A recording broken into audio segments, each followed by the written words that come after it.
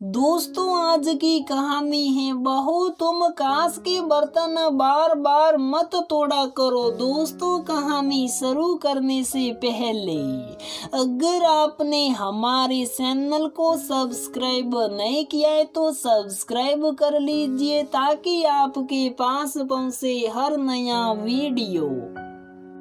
अन्नू के पास सब कुछ है, अच्छा पति, प्यारे बच्चे और एक सुव्यवस्थित गृहस्थी। और क्या चाहिए एक गृहिणी को? स्वाभिमान से परिपूर्ण एक सुंदर व्यक्तित्व भी तो जरूरी है उसके लिए। जब वह भी एक प्यारी सी बेटी थी, उसको पढ़ने लिखने और खेल कूद के अलावा कुछ नहीं सूझता था। सहेलियों से झगड़ा हो जाता तो मुंह लटका कर घर लौट आती। उसका उतरा चेहरा देखते ही मम्मी कहती किससे झगड़ा हो गया।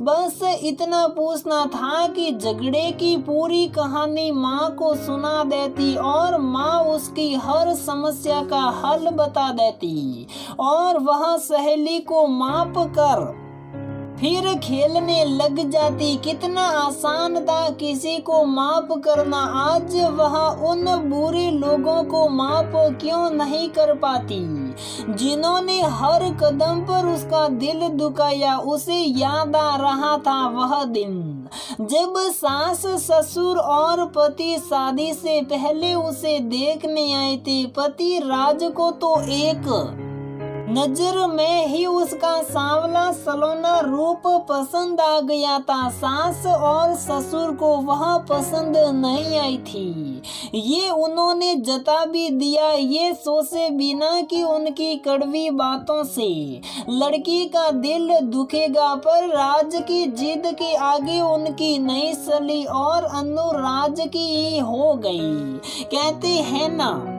कि जोड़ी भगवान ही बनाते हैं। कई बाधाओं के बाद भी उसकी शादी राज से हो ही गई। पति हमेशा उसे पलकों पर बिठा कर रखते। जब पति घर में नहीं रहते तब सास और ससुर उसे बहुत तंग करते। बात बात पर उसके रंग रूप को लेकर ताने मारते। उसकी पढ़ाई लिखाई उनके सामने कोई मायने नहीं रखती। हमेशा उसे गवार ही कहते और उसमें कमियां निकालते रहते। कभी कहते इसे पूजा पाठ करना ही नहीं आता, भजन भी नहीं आता, पता नहीं कैसे माँ बाप हैं इसके, इसे कुछ भी नहीं सिखाया। घर आए मेहमानों से कहते कितनी लापरवाह है मेरी बहू, जब से आई हैं काश के कितने गिलास तोड़ चुकी हैं। हम तो रोज इससे परेशान रहते हैं, हमेशा कुछ न कुछ गिराती हैं, बर्बाद करती हैं। न खाना बनाना आता है, न उठना बैठना। बड़ों के सामने कैसे बात करते हैं, ये तो इसके माता पिता ने सिखाया ही नहीं है। कभी कहते मेरा बेटा तो हीरा है, ये उसके सामने कहीं नहीं टिकती है। न रंग है, न रूप है और न ही कोई अच्छे गुण हैं।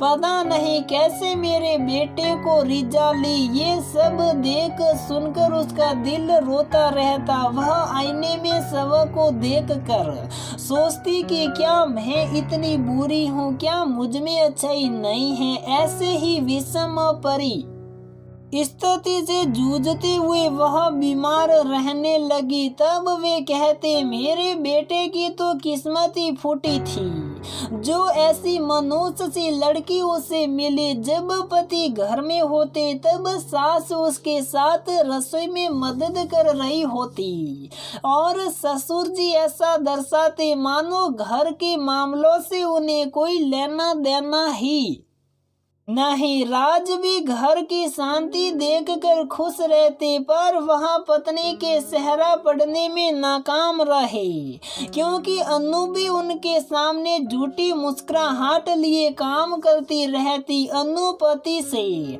उनके माता पिता के बुरे बर्ताव के बारे में बताकर कलह करना नहीं चाहती थी। अभी तो पति पत्नी एक दूसरे को अच्छी तरह जान भी नहीं पाए थे, इसलिए वह सोचती कि माता पिता की शिकायत सुनकर राज उसे ही कलह का जिम्मेदार न समझ बैठे। वैसे भी एक बहू ही घर फोड़ने के लिए हमेशा जिम्मेदार मानी गई है। अन्नू की इसी कमजोरी का उसके सास और ससुर लाभ उठाते उसके मायके वालों को कोसते रहते। एक दिन अन्नू की सास ने उस पर हाथ उठाने की कोशिश की, तब उसका सब्र खत्म हो गया।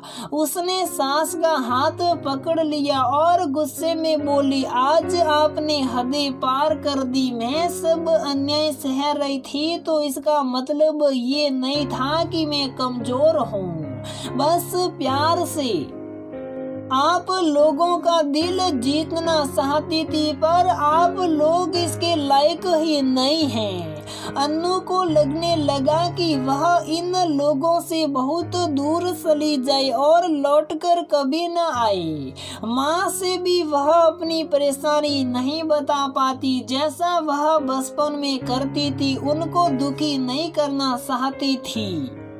पता नहीं अन्नू में इतनी सहन शक्ति कहाँ से आ गई थी। एक दिन उसने पति को सारी बात बताई और कहा कि अब मेरे दिल में सास ससुर के लिए सम्मान नहीं रह गया। एक बात और है कि आप इस मामले में न पड़ो, मैं संभाल रही हूँ। राज अन्नू को इन कठिन परिस्थितियों से उबरने में मदद करता, इसलिए अन्नू अब डरती नहीं थी। राज का ट्रांसफर बहुत दूर एक नए शहर में हो गया और वह ऐलान कर दिए कि अन्नू उनके साथ ही जाएगी। छुट्टियों में वह माता पिता के पास आएंगे और जब भी माता पिता चाहे वे वहां आते रहेंगे। अन्नू की जिंदगी फिर बदलने लगी। वह पति और अपने स्वास्थ्य पर ध्यान देने लगी। खान पान के साथ मानसिक शांति भी रहे तो शहर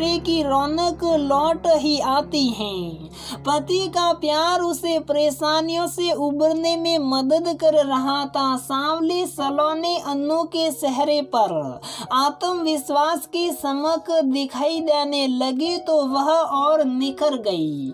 अक्सर अन्नू पुरानी बातें याद करती रहती। तब राज कहते, तुम इतना सब सहने के बाद भी उनकी सेवा करती हो। वह धैर्य पूर्वक बोली, वे आपकी माँ पापा हैं, इसलिए मैं ये फर्ज निभाती हूँ। पर जो घाव उन्होंने दिए हैं उसे भूल भी नहीं पाती हूँ। राज के चेहरे पर गल्लानी के भाव थे। वह बोले, मैं तुम्हारी कभी मदद न कर सका, पर उस दिन तुमने माँ का हाथ पकड़कर बहुत अच्छा किया। गलती करने वाले को अगर शुरू में ही नहीं रोके तो वे बार बार गलतियाँ करते रहते हैं। अन्नू ने हामी भरते हुए कहा, हाँ मैं भी सीख गई थी कि अन्याय को सहना भी गलत है। अब छोटी बहू हर बात पर उन्हें जवाब देती है तो अन्नू का सीधापन उन्हें बहुत याद आता है। दोनों पति पत्नी चाय पीकर पुरानी बातों का पिटारा बंद कर घूमने निकल जाते हैं। एक स्त्री परिवार में प्यार बनाए रखने के लिए बहुत त्याग करती है, पर अन्याय के विरुद्ध डटकर खड़ी हो जाती है तो उसे कोई नहीं हिला सकता। तो दोस्तों, हमारी ये कहानी यहीं पर समाप्त होती है। अगर आपको हमारी ये कहानी पसंद आती है तो प्लीज वीडियो को लाइक करें, शेयर करें और हमारे चैनल को सब्सक्राइब जरूर करें।